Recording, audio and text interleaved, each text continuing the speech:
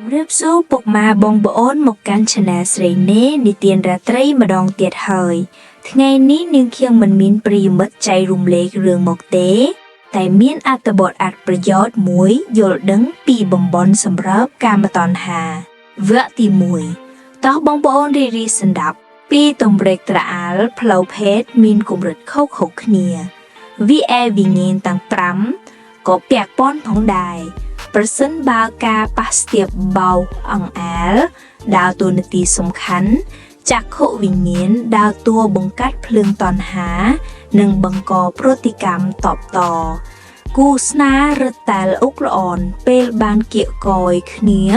និងស្រូបក្លិនពីដោពីគ្នាទៅវិញទៅមកជាពិសេសនៅលើស្បែកខ្លួនប្រាណសក់ក្បាលនិងប្រដាប់ភេទជាដើមចំណែកមាត់និងអណ្ដាតបំពេញជីវហាវិញ្ញាណឲ្យគ្នាផងដែរសោតវិញ្ញាណដែលទទួលបានពីសម្លេងសាសសងនិងសូរដង្ហើមជេងចូលជាការផ្ទេរមនោសញ្ចេតនានិងដាស់អារម្មណ៍រវាងគូស្នេហ៍ទាំងពីរពេលប្រព្រឹត្តល្បែងលើក្រែនេះផ្នែកខ្លះនៃសារពាង្គកាយមានតួនាទីមិនអាចខ្វះបាននេះគឺជាអត្ថបទអប់រំ flow ភេទមួយ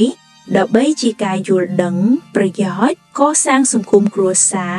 ប្តីប្រពន្ធល្អុកល្អន់ប្រកបទៅដោយសុភមង្គលមនុស្សភាគច្រើនគិតថាជីវភាពផ្លូវភេទត្រឹមតែផ្ដល់ឲ្យគ្នាទៅវិញទៅមកនៅការត្រេកត្រអាលផ្លូវភេទត្រង់ប្រដាប់ភេទរបស់មនុស្សស្រីនិងរបស់មនុស្សប្រុសតែប៉ុណ្ណោះប៉ុន្តែមិនត្រូវបំភ្លេចចោលបំណែកផ្សេងទៀតនៃសារពាង្គកាយដែលចូលរួមផ្ដល់សេចក្តីសុខផ្លូវភេទប្រកបដោយឱជារសសម្រាប់ដៃគូរួមភេទមកផងដែរទេតំបន់សម្រាប់ជាអ្វី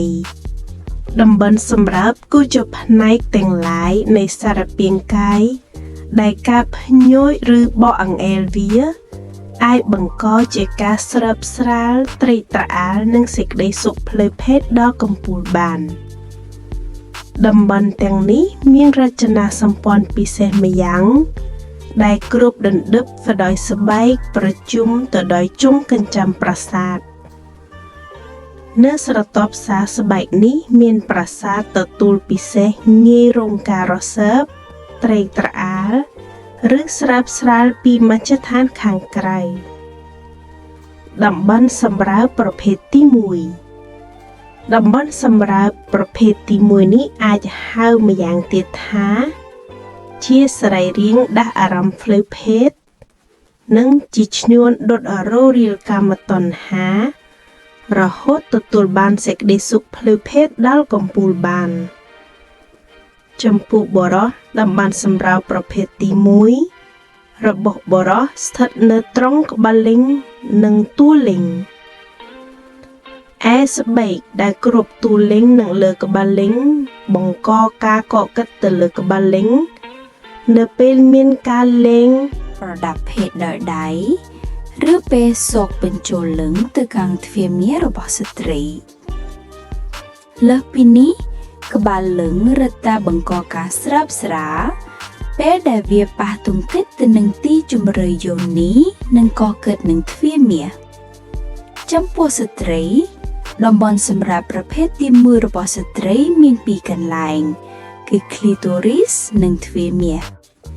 clitoris មានការស្រាបស្រាលដោយការបបោអង្អែលការទ្រដុសឬឈ្លីចំណែកឯ yoni vein មិនមានប្រព័ន្ធប្រសាទសម្រាប់កើតមានដោយការប៉ះពាល់ឬស្ទាបអង្អែលនោះទេ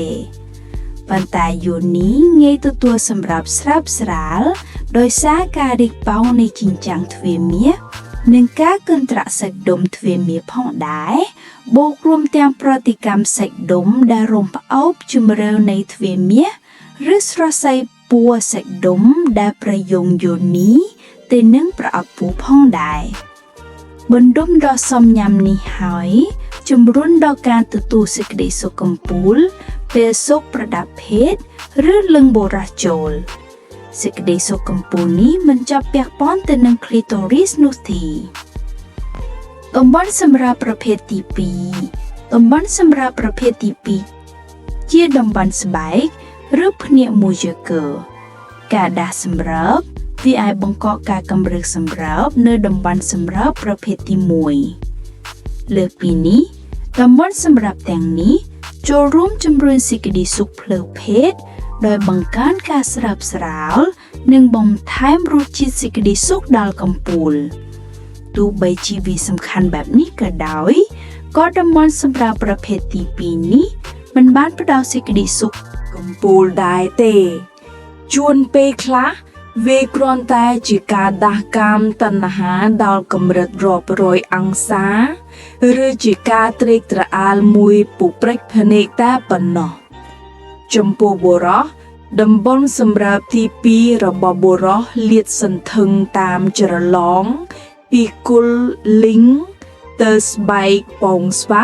ពីផ្នែកខាងក្នុងនៃគុលភ្លើទៅម្ដុំសាច់ដុំរុនគូតនិងតំបន់ជុំវិញទ្វារលាមាក់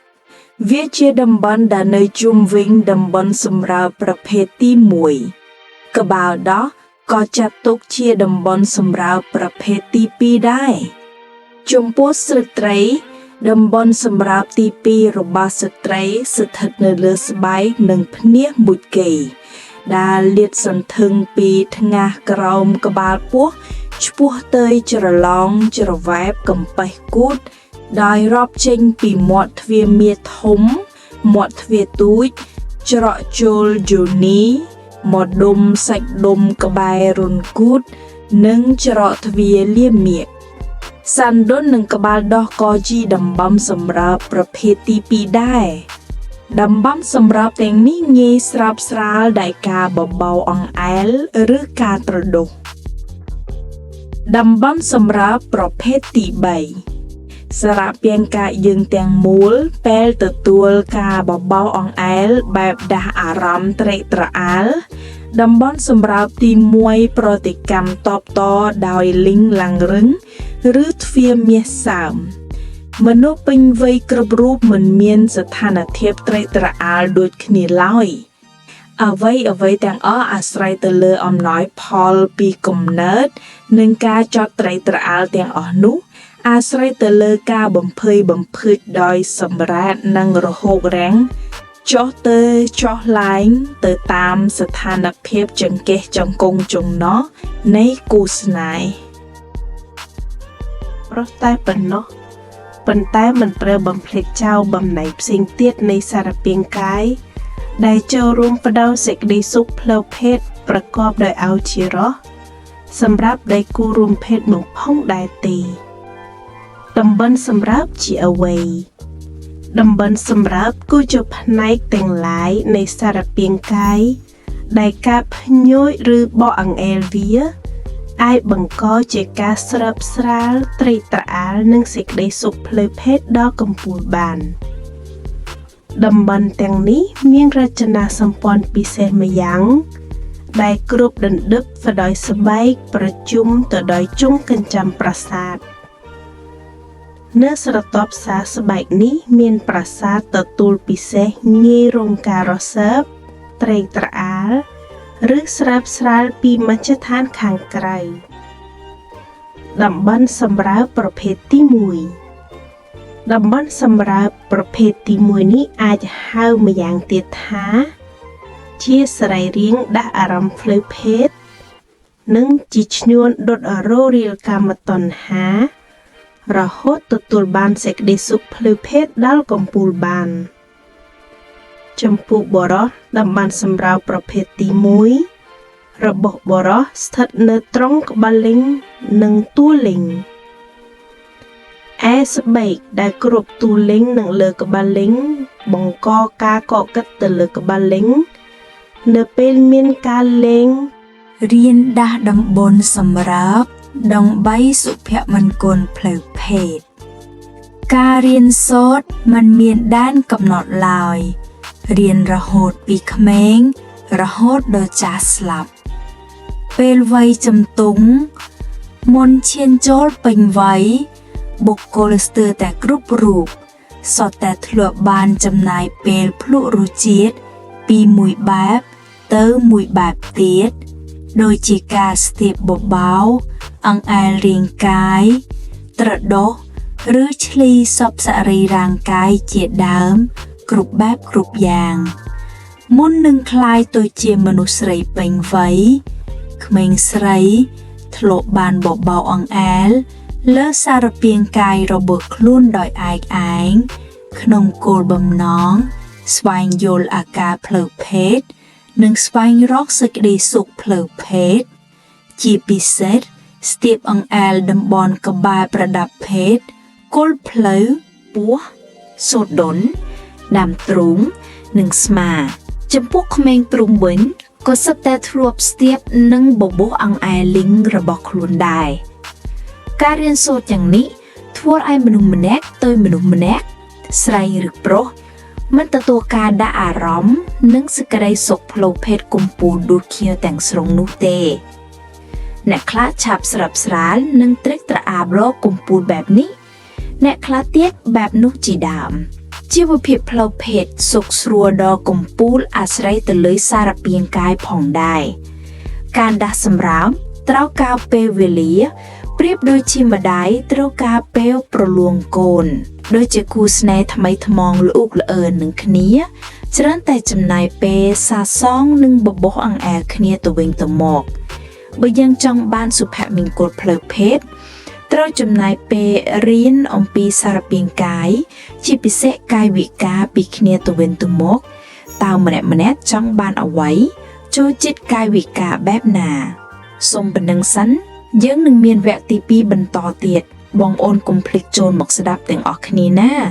សូមជួយ Subscribe Channel ម្នាក់មួយផងចាសូមអរគុណ